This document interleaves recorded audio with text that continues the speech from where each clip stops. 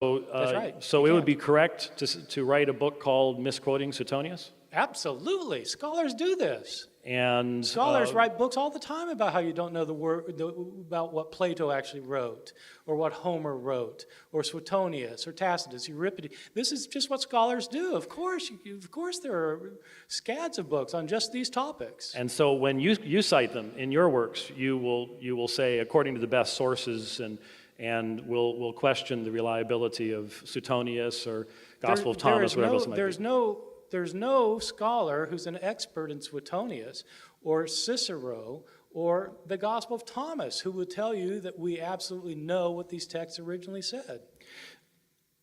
So when you say know what these texts originally said, but they will believe that we have a sufficiently clear knowledge to quote Suetonius. You quote Suetonius, don't you? Yes, of course I quote the manuscript tradition of Suetonius. I mean, it's just understood among scholars what you're quoting.